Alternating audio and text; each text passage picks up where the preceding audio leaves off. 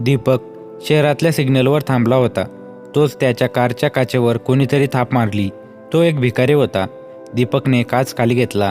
त्या भिकाऱ्याला दीपकचा चेहरा दिसताच त्याच्या चेहऱ्यावरचे हावभाव बदलले आणि तो गडबडीत तिथून निघून गेला. दीपकच्या लक्षात आले की तो भिकारी त्याच्यापासून पळतोय, पण का हे त्याला माहीत नव्हते. तो भिकारी भीक न मागताच का निघून गेला हे त्याला समजत नव्हते. पण नंतर त्याला असे वाटले की त्या भिकाऱ्याचा चेहरा त्याच्या ओळखीचा आहे. सूरज, तो नक्कीच सूरज होता. तो स्वतःशीच बडबडला. तो त्या भिकाऱ्याला शोधण्यासाठी गाडीतून उतरलाच होता. तेव्हाच ग्रीन सिग्नल लागला. मागचे लोक जोरजोरात हॉर्न वाजवू लागले. दीपकने थोडे पुढे जाऊन गाडी पार्क केली आणि त्या भिकाऱ्याला शोधण्यासाठी तो पुन्हा सिग्नलपाशी आला. पण तो त्याला तिथे सापडला नाही. त्याला शोधता शोधता तो जवळच्या झोपडपट्टीमध्ये गेला. झोपडपट्टीच्या रस्त्यावरून तो एकटाच जात होता. सूरज, दीपकने मागून आवाज दिला. तसे त्या भिकाऱ्याने मागे वळून दीपककडे पाहिले. सूरजला पाहून दीपक खुश झाला होता. तो धावून सूरजपाशी गेला आणि म्हणाला, अरे कुठे होतास तू इतके दिवस? आणि हे काय हाल करून घेतले स्वतःचे तू? मी नाही कोणता सूरज उरत. तो रागात ओरडला आणि पुढे चालायला लागला. असं का म्हणतोयस? आणि हे काय हाल करून घेतले स्वतःचे तू? आणि वहिनी आणि आई कुठे आहे? तो भिकाऱ्याला म्हणाला. तसे त्याच्या डोळ्यात पाणी आले आणि तो रडायला लागला आणि तो दीपकच्या गळ्यात पडून दीप्या म्हणून रडायला लागला. अरे काय झालं, मला सांगशील का? त्याने सूरजला विचारले. दारू दारू दीप्या, मला दारू पाहिजे, तो दीपकला म्हणाला. दीपक सूरजला बिअर बारमध्ये घेऊन गेला. वेटरने दारू आणताच सूरजने दारूची बाटली तोंडाला लावली. सूरज, तुझ्यासोबत काय झालं आहे, मला सांगशील का? आणि वहिनी आणि आई कुठे आहे? सूरजने सांगायला सुरुवात केली. माझी बदली संभाजीनगर शहरात झाली होती, म्हणून मी संभाजीनगरमध्ये शिफ्ट व्हायचे ठरवले. मी एक आलिशान 2 मजली बंगला भाड्याने घेतला. तसे तर मला 2 मजली घराची गरज नव्हती, कारण माझ्या कुटुंबात फक्त मी, माझी बायको श्रेया, माझी आई व माझी 4 वर्षाची मुलगी नित्या असे फक्त 4 जण होतो. पण माझ्या नवीन बॉस मिस नेहा यांनी मला तो बंगला त्यांच्या ओळखीवर स्वस्त भाड्यात ठरवून दिला होता आणि त्यातल्या त्यात तो आलिशानही होता. मला माझ्या कुटुंबाला एक चांगले जीवन द्यायचे होते, त्यामुळे मी तो बंगला भाड्याने घेतला. त्याच्या दुसऱ्याच दिवशी आम्ही त्या नवीन घरात शिफ्ट व्हायचे ठरवले. ठरवल्याप्रमाणे आम्ही सामान घेऊन शहरात आलो. ट्रकमधून सामान उतरवायला सुरुवात केली.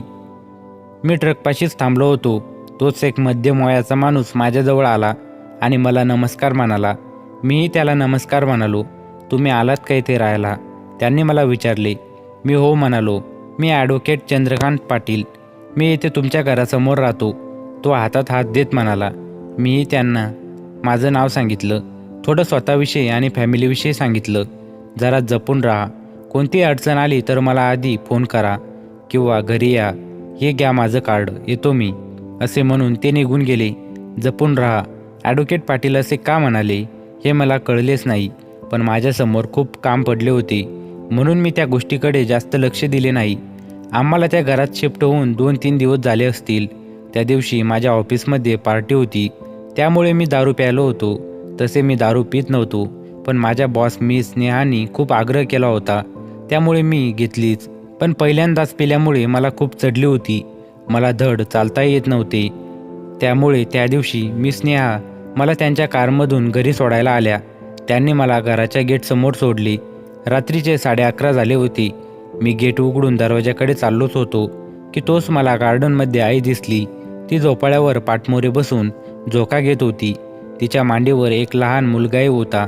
ती झोका घेत अंगाई म्हणत होती, आई, हा मुलगा कोण आहे? मी तिला विचारले, पण ती काहीच बोलली नाही. आई, तू कोणाच्या मुलाबरोबर खेळत आहेस? मी तिला पुन्हा एकदा विचारले, पण तरीही ती काहीच बोलली नाही. जाऊ दे, असेल कोणीतरी, असे म्हणून मी दरवाजाकडे गेलो व बेल वाजवली. दरवाजा उघडताच माझे डोळे आश्चर्याने पांढरे पडले, कारण दरवाजा स्वतः आईने उघडला होता.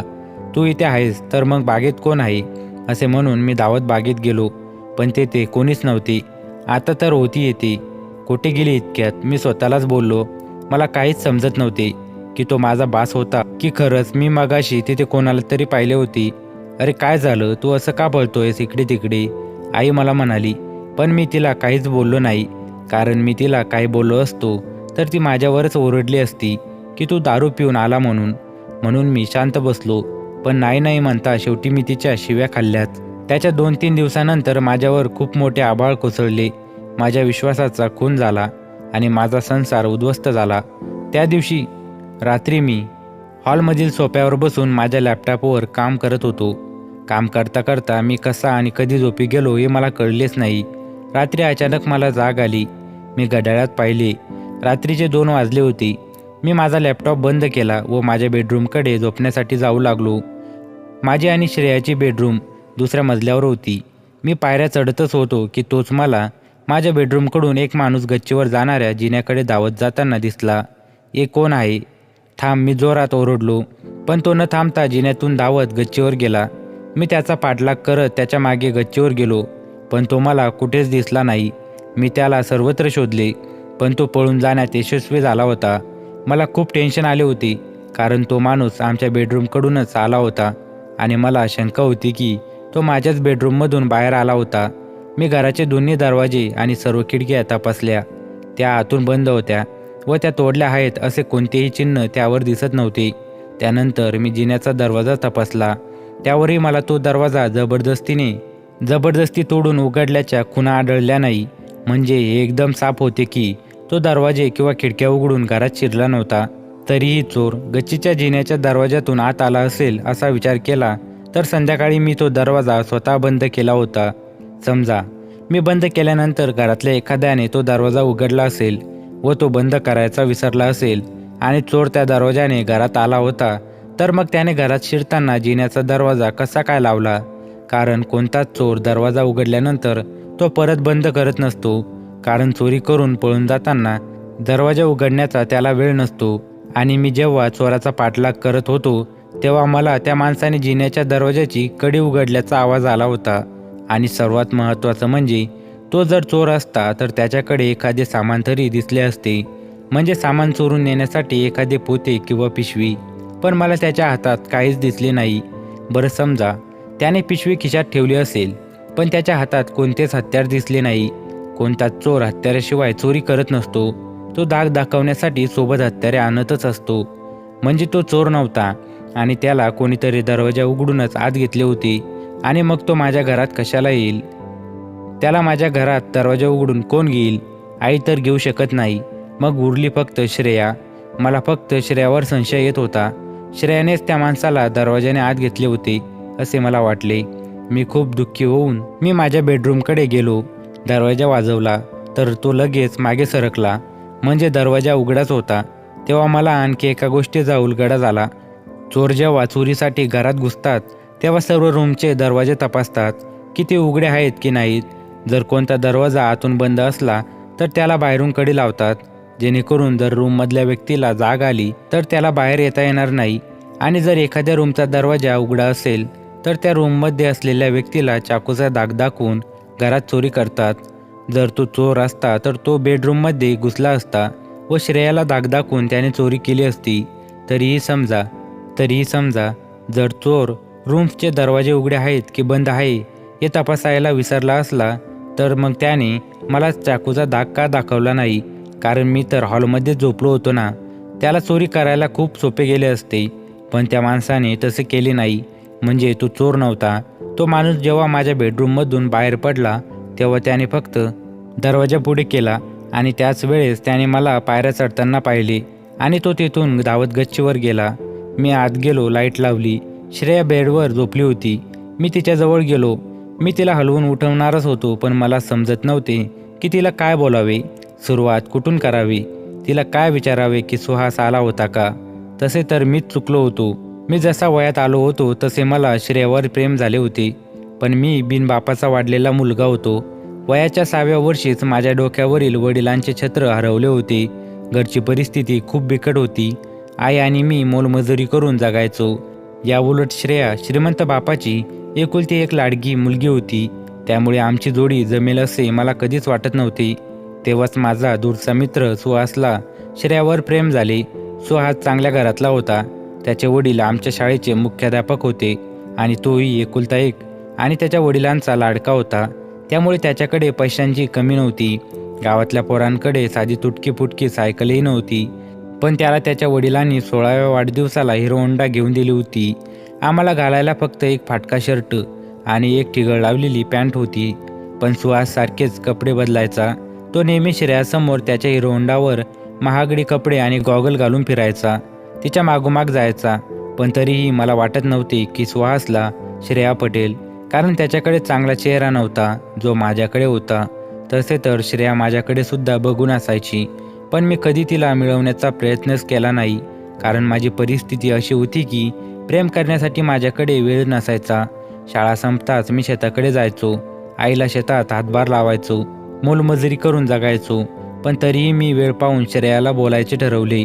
एके दिवशी शाळा सुटताच मी वर्ग झाडून काढत होतो, तेव्हा श्रेया माझ्याकडे आली व मला म्हणाली, झाडू दे ना, आम्ही दोघी काढतो झाडून, तू जा घरी.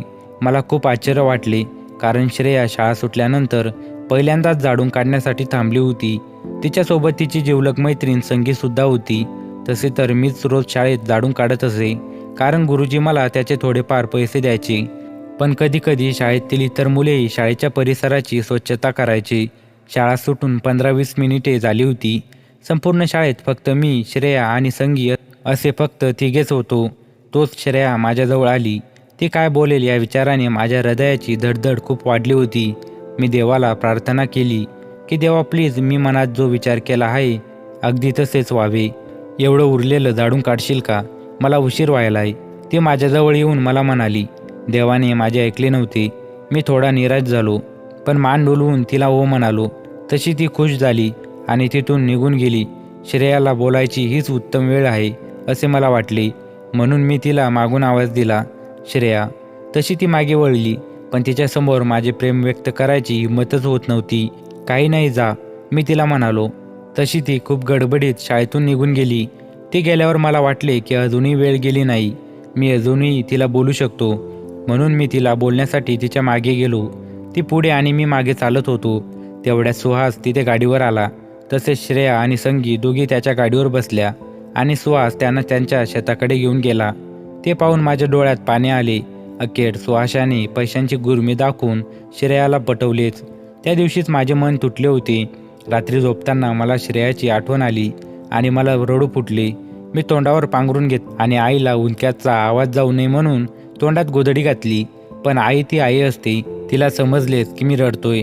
काय झालं सूरज, तू का रडायलास? आई मला हलवत म्हणाली. मी स्वतःला आवरू शकलो नाही आणि मी आईला मिठी मारून रडायला लागलो. काय झालं सूरज, का रडायलास? काय झालं सांग मला, आई मला विचारत होती. पण मी फक्त रडत होतो. आई, माणसापेक्षा या जगात पैशाला किंमत आहे का ग? मी रडत रडत आईला म्हणालो. काय झालं, तुला कोण काय म्हणालं का? आईने मला विचारलं, पण मी फक्त रडतच होतो. मी आईला काहीच सांगितले नाही. त्या दिवशी मी आईला कोल्हापूरच्या मामाच्या गावाला शिकायला पाठवण्याचा आग्रह केला. माझे चुलत मामा कोल्हापूरला राहत होते. माझी स्वतः काम करून शिकायची तयारी होती, पण आई मला कोल्हापूरला पाठवण्यास तयार नव्हती. शेवटी माझ्या हट्टासमोर तिने हात टेकले आणि ती मला शहरात पाठवायला तयार झाली. गावाबाहेरच्या पाठीवर ती आणि माझा जिगरी मित्र हनुम्या मला वाट लावायला आले. एसटी येताच आईने मला रडून मिठी मारली. माझे डोळेही पाण्याने ओले झाले होते. माझे मनही तिला एकटी सोडून जायला तयार नव्हते, पण त्याशिवाय पर्याय नव्हता. मी एसटीत बसलो आणि एसटी तिथून हलली. शेवटचं एकदा आईला आणि हनुम्याला बघून घेतलं. त्याच दिवशी ठरवलं की पैसे कमवल्याशिवाय या गावात पाऊल टाकणार नाही. कोल्हापूरला गेलो. तेथे जिल्हा परिषदच्या शाळेत ॲडमिशन घेतले. मामा मामीने सांगितलेली सर्व कामे करून शिळं खाऊन जिद्दीने अभ्यास केला. मिळेल ते काम केलं. मामी थोडी कटकट करायची, पण ते सगळं सहन केलं. युनिव्हर्सिटीतून पहिला आलो. वयाच्या 23व्या वर्षी मला 50,000 रुपये महिना सुरुवातीचा जॉब लागला. एके दिवशी 2.5 लाखाची स्पोर्ट्स बाईक घेऊन मी गावात गेलो.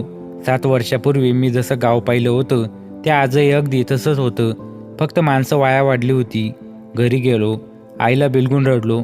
ती लग्नाचं बोलू लागताच मी विषय टाळला. संध्याकाळी गावातल्या मारुती मंदिरात गेलो. लहानपणीच्या मित्रांना भेटलो. सुहास पण भेटला. 7 वर्षापूर्वी जो कडक इस्त्रीचे कपडे घालून हिरो होंडावर फिरायचा, तो आज मंदिरात दारू पिऊन लोळत होता. तेवढ्यात मंदिरात 2.5 वर्षाचा लहान मुलगा आला आणि सुहासला हलवत पप्पा पप्पा म्हणू लागला. मला श्रेयाची आठवण आली. वाटले की दोघांनाही मुलगाही झाला वाटतं. मी एकटाच तिथून निघून आलो. आणि मित्रांनो, या कथेचा पुढील भाग पाहण्यासाठी चॅनलला सबस्क्राईब करा. या कथेचा पुढील भाग लवकरच चॅनलवर अपलोड केला जाईल. आणि कथा कशी वाटली कमेंट्समध्ये नक्की कळवा. धन्यवाद.